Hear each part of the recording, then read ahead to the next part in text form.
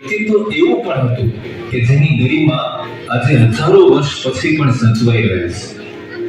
કોઈ શબ્દને લઈને શાસ્ત્ર કે મહાકાવ્ય બન્યું હોય અને બુદ્ધિશાળી ગણાતા જર્મન સાહિત્યકાર પણ જે સાહિત્ય સંપદાને માથે લઈને નાચ્યા હોય તે સર્વસામાન્ય વ્યક્તિ ન હોઈ શકે, ખરું ને?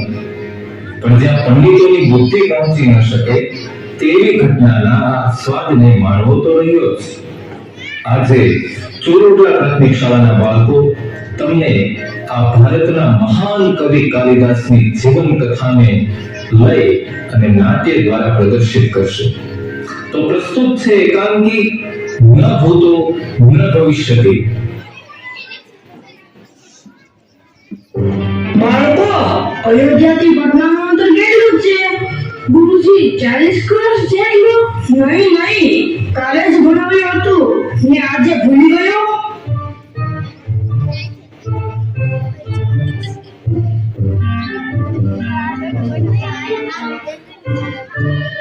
ગુરુજી, હું કહું? અરે કાલી, તને તો હું મૂર્ખ સમજતો હતો. હા, કહે તો અયોધ્યાથી પટનાનું અંતર કેટલું છે? ગુરુજી, અયોધ્યાથી પટનાનું અંતર 1, 2, 3, 4 આંગળા જેટલું છે. અરે કાલી, તું તો મૂર્ખ જ રહ્યો. તને ઉપરથી બ્રહ્માજી ભણાવવા આવે તો પણ તને વિદ્યા નહીં આવે. એક કામ કર, તું અહીં આવ. ઓયના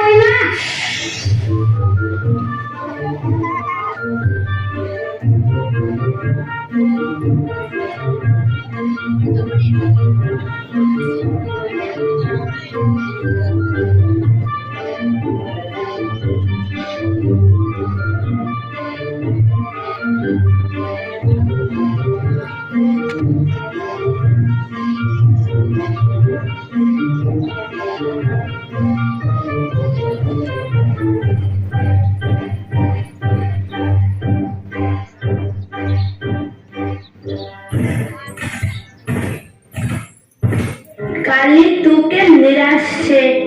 તને તો ખબર છે, બધા મને મૂર્ખ કહે છે. મારે વિદ્યા શીખવા શું કરવું જોઈએ પુષ્પી? કાલી, તારી અત્યારની હાલત જોતા તો તારે પુસ્તકોને ઘોળીને પીવા પડે.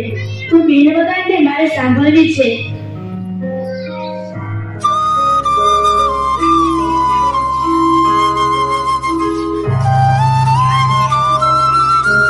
કાલી, તારી પાસે વિદ્યા નથી પણ કલાકુ છે. હો, સારું, ત્યારે મારે ઘેર મમ્મીને કામ કરાવવા જવું છે. મારે મોડું થાય છે, હું નીકળું છું. ઠીક છે પુષ્પી, હું પણ જાઉં છું.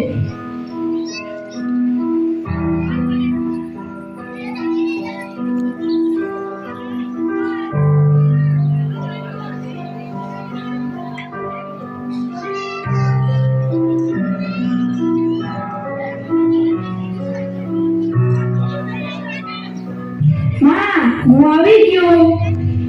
કેમ બેટા, કોઈ રાખ્યો નહીં તને?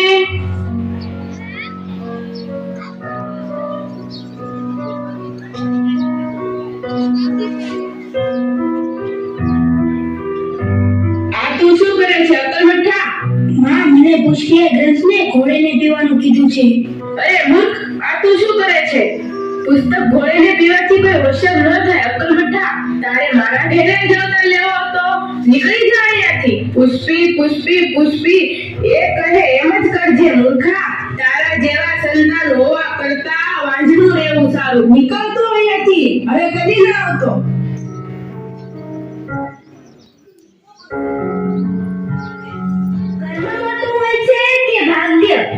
ભાગ્ય ફલતી સર્વત્ર. ભાગ્ય કર્મ કરતા વધારે પ્રબળ હોય છે.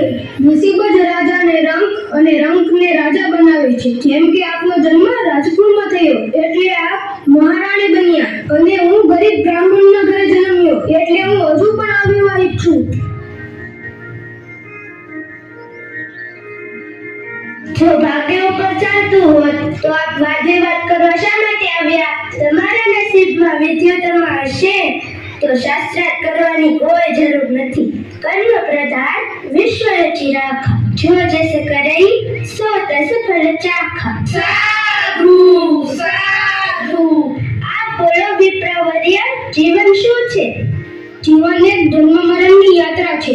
માણસ જન્મે ત્યારથી નિશ્ચિત હોય છે એનું મરવાનું. જેની શરૂઆત છે એનો અંત નિશ્ચિત છે. સાધુ સાધુ. મૃત્યુ જન્મેલાનું સાચી વાત છે, પણ જન્મ તો કોઈ લેતું જ નથી. આત્મા અમર છે. આત્મા તો એક શરીરમાં રહીને જેમ વસ્તુ બદલીએ તેમ એક શરીરમાંથી બીજું શરીર ધારણ કરે છે. સાધુ સાધુ.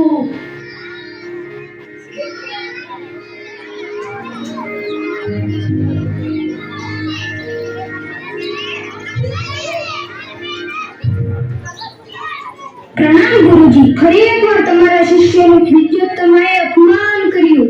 વિદ્યોત્તમાનું જ્ઞાનનું અભિમાન આટલે આટલું વધી ગયું કે તેમને મારા શિષ્યનું રાજ દરબાર વચ્ચે અપમાન કર્યું. ખાલી અપમાન જ નહીં, પણ અમે ત્યાં શાસ્ત્રાર્થ કરવામાં આવીએ તો રાજ્યમાંથી અપમાનિત કરીને બહાર પણ કાઢી મૂકે. ગુરુદેવનું આવું અપમાન કરનાર વિદ્યોત્તમાનું કંઈક તો કરવું જ પડશે. સાંભળ, કોઈ તમારું અપમાન કરી શકે પણ તમને અપમાનિત ન કરી શકે. એટલે શાંત થાવ. સમય સમયનું કામ કરે છે. લગામ વગરની બુદ્ધિ પણ નકામી જ છે. એક કામ કરીએ તો, જો લગામ જ કોઈ મહામૂર્ખના હાથમાં આપી દઈએ તો વિદ્યોત્તમાનું કલ્યાણ.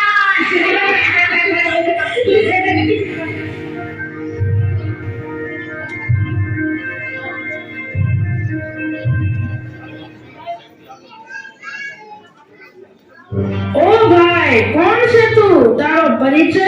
પ્રણામ ગુરુજી. હું કાલી. ગામ મારો રુદ્રપ્રયાગ પાસે બેઠા. આ જે ડાળ પર બેઠું છે તે જ ડાળ કાપે છે. તો આનાથી મોટો મૂર્ખ નગરમાં જડશે જ નહીં. તો ચાલ ને વિદ્યોત્તમાનો આ મહામૂર્ખ સાથે ભેટો કરે. શું વિચારો છો મુનિવર? કઈ નહીં, મારું એક કામ કરીશ. હું સાવ નકામો છું. આવું બધા કહેતા હોય છે, છતાં જો આપને કઈ કામમાં આવી શકું તો આ જન્મ મારો સફળ માનીશ. પંડિતજી, મારે વિદ્વાન બનવું છે. તમે બનાવશો? તું ઝાડ પરથી નીચે આવ.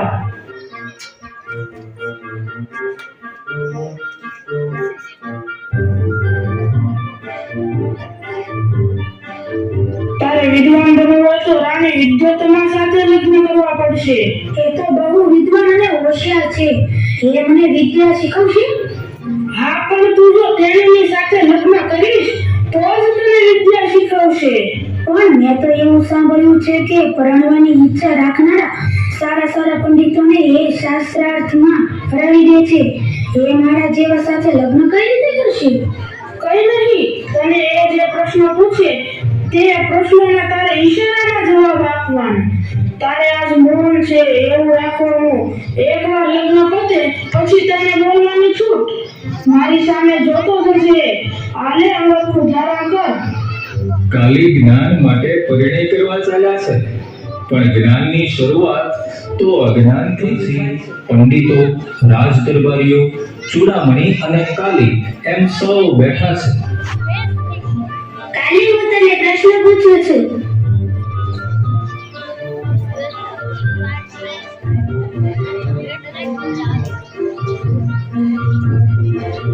મારી એક આંખ ફોડવાનું કહે છે તો હું તારી બે આંખ ફોડી નાખીશ.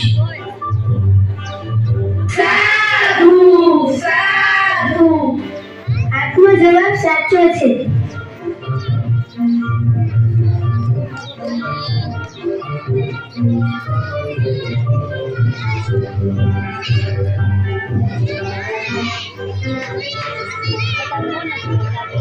મોટી મહારાણી છે એટલે મને થપાટ મારવાની વાત કરે છે. લે આ ઢીકો, હું પણ કઈ જેમ તેમ નથી. સાધુ સાધુ. વિદ્યોત્તમાના ગૂઢ પ્રશ્ન તમને સમજાયા? વિદ્યોત્તમાએ જ્યારે એક આંગળી દેખાડી ત્યારે તેણે બ્રહ્મ એક છે કહ્યું. ત્યારે કાલિદાસે બે આંગળી બતાવી. એનો અર્થ બ્રહ્મ એક છે, પણ એના સ્વરૂપ બે છે. એક સાકાર જે દેખાય છે તે, અને બીજું નિરાકાર જે દેખાતું નથી. વિદ્યોત્તમાએ જ્યારે પંજો દેખાડ્યો ત્યારે તેનો અર્થ થપાટ મારવાનો નહીં, પણ પંચ મહાભૂતોથી બનેલું શરીર. શેનાથી ચાલે છે? પંચ મહાભૂતો એટલે જલ, પૃથ્વી, અગ્નિ, વાયુ, આકાશ ને બ્રહ્મ કહે છે. પણ કાલિદાસે તે મુઠ્ઠી વાળે, એટલે મુઠ્ઠી વાળવાનો અર્થ થાય પંચ મહાભૂતો એકઠા થાય તો જ બ્રહ્મની વ્યુત્પત્તિ થાય છે એવો ભાવાર્થ હતો. કાલિદાસનો કહેવાનો મતલબ પણ બીજો હતો અને વિદ્યુત્તમાને સમજાણો પણ બીજું. ચૂડામણી એની ચાલ રમવામાં સફળ થઈ.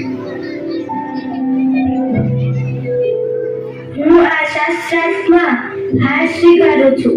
આપ જેવા વિદ્વાનની સાથે પરિણય માટે હું તૈયાર છું.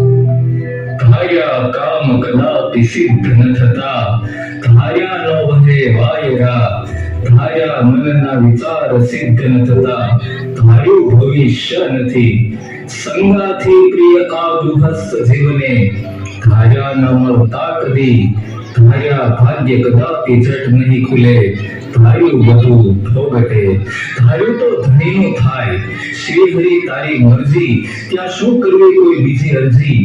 શ્રી હરિની ઈચ્છા પ્રમાણે જ્ઞાની અને અજ્ઞાનીનું મિલન થયું. વિદ્યુત્તમા અને કાલીના લગ્ન થયા. સાંજનો સમય છે. કાલી અને વિદ્યુત્તમા બંને એક કક્ષમાં બેઠા છે. ઝરૂખામાંથી બહાર ઊંટને જોઈને કાલીથી પુત્ર બોલાઈ ગયું. સંસ્કૃતમાં ઊંટને પુષ્ટ કહેવાય. કાલી, તમે કેમ આવું અશુદ્ધ બોલો છો? સાંભળો, હું તમારી પાસેથી વિદ્યા શીખવા આવ્યો છું. તમે મને શીખવશો ને? જ્ઞાની હોવા છતાં મૂર્ખ બનવાનો ઢોંગ કરો છો? નહીં, હું તો જન્મથી જ મૂર્ખ છું. મેં જ્યારે એક આંગળી દેખાડી ત્યારે તમે શું સમજીને બે આંગળી દેખાડી હતી? મને તમે એક હાથ છોડવાનો ઈશારો કર્યો, મેં તમારે બે હાથ છોડવાનો ઈશારો કર્યો. તમે જ્યારે મને ઠપાટ મારવાનું કીધું ત્યારે મેં પણ તમને ઠેકો મારવાનું દેખાડ્યું હતું. મૂર્ખ અભણ! હા, બસ, દુનિયા આ જ નામથી મને બોલાવે છે. લઈ જાઓ આ મૂર્ખને મારી નજરોથી દૂર. રાજ્યમાંથી બહાર કાઢી મૂકો આ મૂર્ખને. પણ મારે તમારી પાસેથી શીખવું છે. વિદ્યોતમાં તારા જેવા મૂર્ખ સાથે વાત પણ ન કરે. નીકળી હતી. ફરી ક્યારે દેખાતો નહીં મૂર્ખા. ચૂડામણીએ પોતાની હારનો બદલો છળ કરીને લીધો. હું પતિ છું, મને આવી રીતે બહાર ના ધકેલો. મહારાણી, આ તમે ખોટું કરી રહ્યા છો. આ તમારા પતિ છે. પતિને ભગવાનનું સ્વરૂપ માનવામાં આવે છે. અરે આ મૂર્ખ છે. હું વિદ્યોતમાં આવા મૂર્ખ સાથે જીવવા કરતા તો એકલી જીવી જાણું. લઈ જાઓ આને. પુષ્પી, તું સમજાવ. પુષ્પી, શેનું અભિમાન છે તમને? જેને તમે ધક્કો મારીને બહાર કાઢ્યા છે એના જ ચરણોમાં તમને અને આ પૂરી દુનિયાને ના નમાવું તો મારું નામ પુષ્પી નહીં. નદીના કાંઠે બેઠા બેઠા કાલી નદીમાં પડી મરવાનું વિચારતા હોય છે. નદીમાં ધીરે ધીરે આગળ વધવા જાય કે અચાનક એક બકરીનું બચ્ચું તેના હાથમાં આવે છે. બે માણસો એની પાછળ આવે છે.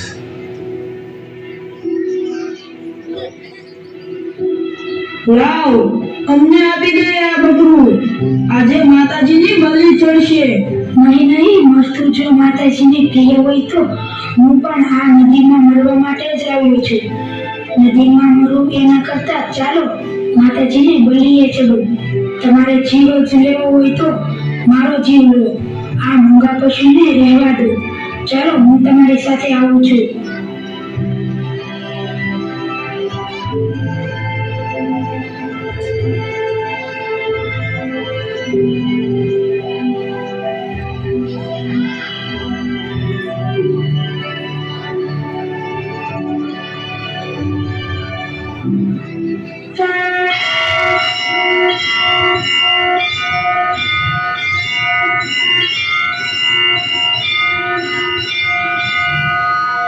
બેટા કાલી, હું પ્રસન્ન છું. શું જોઈએ છે તારે? વરદાન માંગ. વિદ્યોત્તમા, તથાસ્તુ. આજથી તારી વિદ્યા ઉત્તમ જા. કાલી, તું અહીં છે? હું તને ક્યારની શોધું છું. મેં ચૂડામણીને કહ્યું છે એ તને વિદ્વાન બનાવશે. ખરેખર મારી વાત તો સાંભળ. મને કાલી માતાએ આશીષ આપ્યા છે અને કહ્યું છે કે તને વિદ્વતમાં મળશે. કદાચ એટલે ચૂડામણીએ મને બોલાવ્યો હશે. ચાલ. મૃદુતાને તડકો અને કડના દુખાવા વાળાને મણકો ખૂબ મહત્વના લાગે છે. વિદ્યા મેળવવા માટે કેટલીક વાર પોતાની આબરૂને દાવ પર લગાવવી પડે છે. શુશ્રયા વિદ્યા પુષ્કલેન ધનેન વા અથર્વા વિદ્યયા વિદ્યા ચતુર્થી નોપલભ્યતે. ગુરુની સેવાથી, પર્યાપ્ત ધન દેવાથી કે વિદ્યાનું આદાન પ્રદાન કરવાથી વિદ્યા પ્રાપ્ત થાય છે. વિદ્યા પ્રાપ્ત કરવાનો ચોથો કોઈ રસ્તો નથી. પણ ખરું કહું તો જેનું નામ જ કાળી હોય તેને કાળી માતાના આશીષ મળે એટલે સોનામાં સુગંધ. કાલીને ભારતના મહાન કવિ કાલિદાસ બનવાની હવે વાર નથી. જે પુસ્તક ઘોળીને પીવાની ભૂલ પર એના માતા તરફથી તિરસ્કાર મળે એ પુસ્તકો હવે વિચારમાં ભળી મહાકાવ્ય બનવાને વાર નથી. સહતાવતે ત્વં યુવં યુયં અહં આવં વયં આશ્રમાત રામા સુંદરમ સ્વનેત્રાભ્યામ જ્ઞાનાય વિદ્યાયા પુસ્તકમ પઠતિ. સંસ્કૃતમાં વાક્યો અને પંક્તિઓ શીખવામાં કાલિદાસને બહુ અલ્પ સમય લાગ્યો. તેમની કલ્પના શક્તિ અને વિચાર શૈલીમાં માતા કાલીના આશીષ સિદ્ધ થતા જોવા મળ્યા. મૂર્ખ હવે મહાપંડિત બની ગયો છે.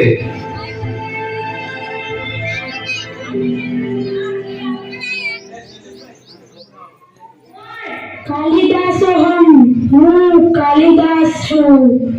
તારી વાણીમાં કઈ વિશેષતા આવી કે પહેલા જેવો જ મૂર્ખ છે? અસ્તિ કશ્ચિત વાક વિશેષઃ. કાલિદાસ વિદ્યોત્તમાના આ પ્રશ્નનો જવાબ ખૂબ સારી રીતે આપી શકતા હતા, પણ ઘણી વાત કહેવા કરતા કરી બતાવવામાં જ મજા છે.